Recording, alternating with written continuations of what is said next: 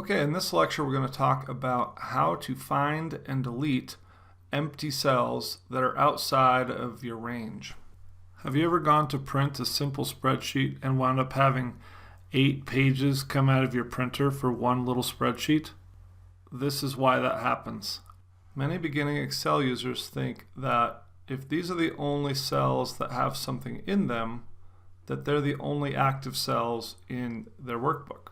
But that's actually not the case. If you've typed around here at all, they very well could be active cells.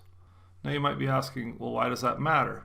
Well, if you go to print this page, for instance, and you have active cells that go all the way down the page to, say, cell 100 or row 100, then you're going to wind up printing several pages on accident just to get this one little spreadsheet printed.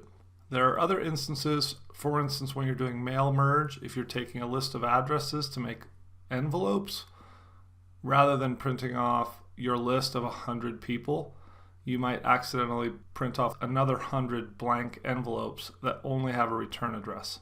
It wastes your time, your resources. And one final reason is that when you have active cells outside of your data, Excel requires more memory to keep track of those cells, even though they're technically empty. Okay, so I'm going to show you how you do this. If you're selected up here in the upper left hand corner and you click Control and End, it's going to bring you to the last active cell in your workbook, the furthest down and the furthest to the right. So in this workbook, F18 is the last active cell in the workbook, and this can change based on your behavior.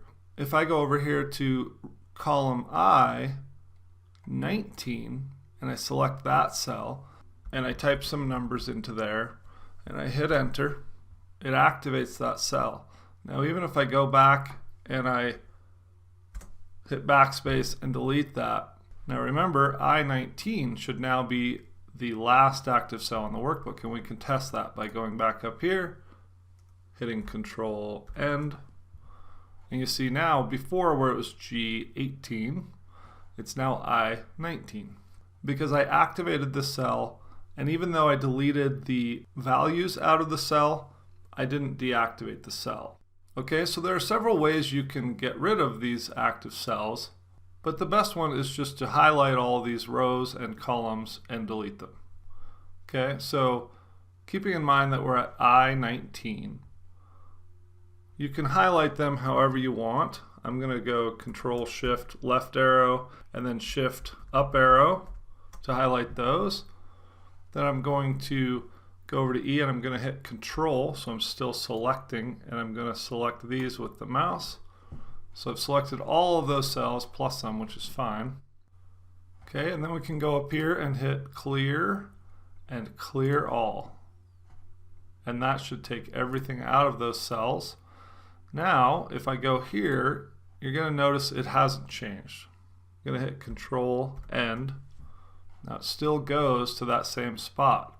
What you have to do is save your workbook, close it, and then reopen it. So we'll do that really quick. Save it. Go to File and Close. And then File. And Open. Now when I go back to my cell A1 and I hit Control and End, notice now it jumps to the last cell that actually contains data in my spreadsheet. Okay, now if I go to print this, it's only going to print to here, and I'm not going to get extra pages printing off. And when I do other calculations or exporting, it's not going to even look at any of these other cells because none of them are active. Okay, so just to recap that, if I have an active cell over here, I put some data into it and enter that data into the cell. Even if I go and delete it, when I go back here and say Control End, that's the last active cell in my workbook. If I want to delete all of that, I could do it like I showed you using keystrokes, or I could just select that cell and drag up and select all the cells here, hit Control and select the rest of these cells, hit Clear, Clear All. Sometimes you can right click and also hit Delete, it'll ask you to shift cells up or left. As long as you don't have a date out here, it doesn't matter. Click OK, and they're gone. And then when we save it and restart the workbook, we can go to here, hit Control and End, and instead of going here to our last cell, it's going to go to our last bit of data that is in an active cell. And I guarantee you, if you use Excel very often, you can go find worksheets or spreadsheets at your job or that you've used personally, and you can find a lot of blank cells that are active below your sheets. And so you can go in and practice this and clean those up, and you'll just get one step further toward having cleaner, easier to manage, easier to use worksheets. Thanks for watching.